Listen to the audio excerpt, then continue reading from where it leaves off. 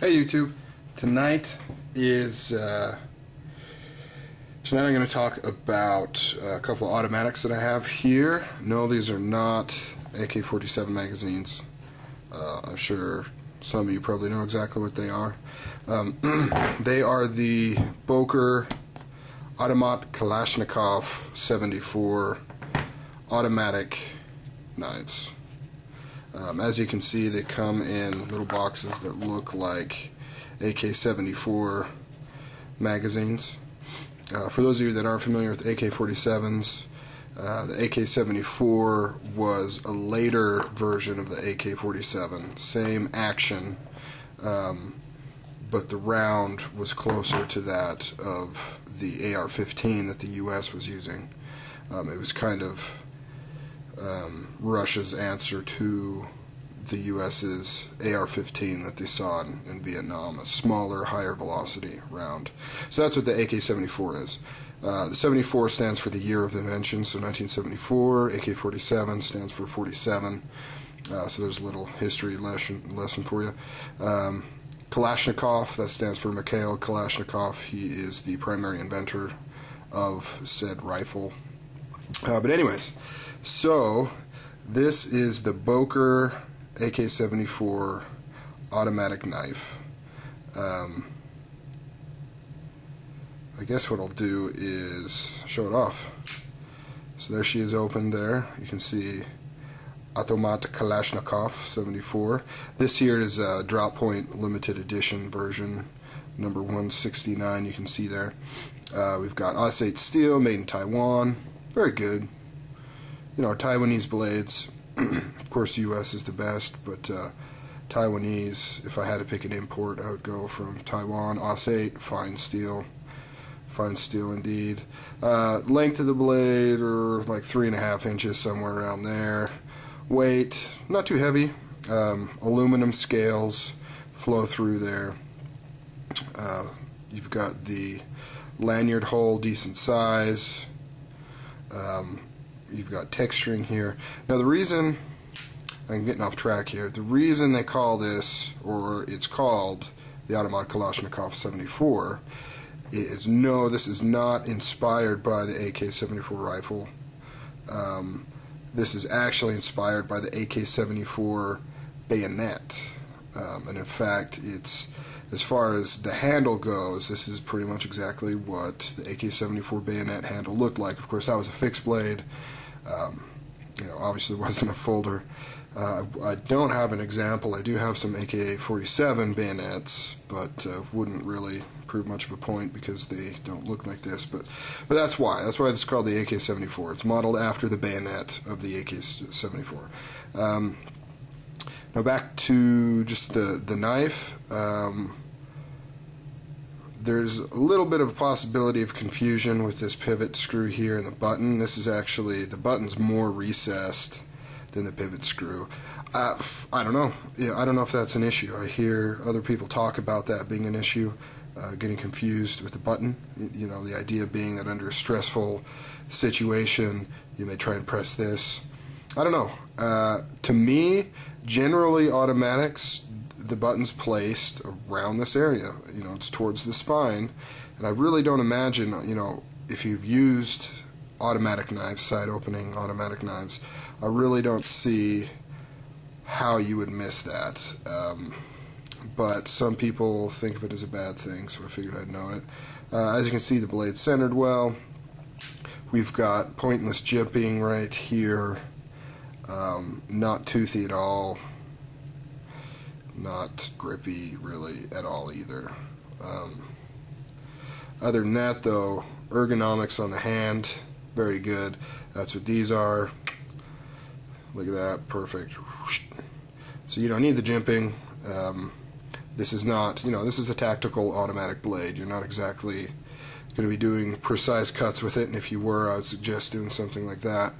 You know, if you're going to be stabbing, I would just grip on it like your life depended on it, because obviously if you are trying to stab someone, either your life's in danger or you're a cruel son of a bitch and you're stabbing a dog or a cat or something. And I don't condone that kind of behavior. But anyways, another thing that's noted with these knives that people complain about is this button is kind of dual purpose. Obviously it opens and closes the blade. Oh, speaking of which, lockup, great, no problems there. It's good lockup. But it's also the safety, because it's so inset. You can't. It's not just a button you press like that. Well, I guess better demonstration. See, I'm pressing on it with kind of just the meat here. Won't work. You've got to really dig in and kind of go at it like this at an angle. You got to really press that in. And once you get used to it, it's fine. When you first pull it out of the box, you've got that to contend with. Plus, I've noticed with both of mine, it's really crunchy right out of the box. You've got to play with it for a little bit. You'll go to open it and you'll be pressing this thing and the blade might come out a little bit and it won't come out, and you get something to press in it and it's kind of crunches open. And at first you might be kind of pissed, think you got ripped off, but give it a few minutes and it'll work for you. Another thing I wanted to talk about is pocket clip. I like the pocket clip.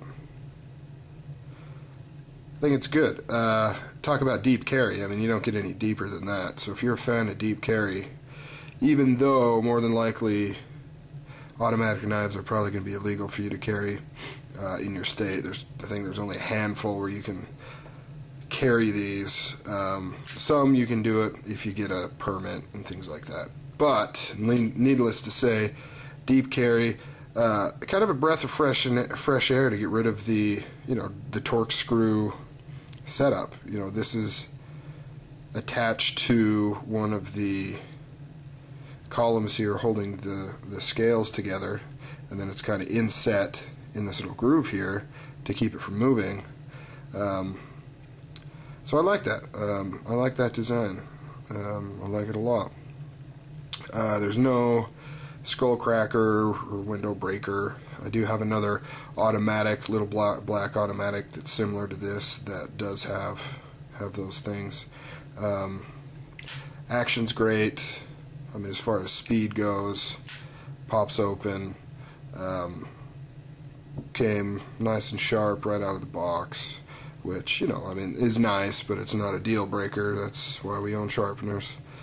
But there was something else I was going to talk about, and I can't think of it. But there it is, the AK74 Boker.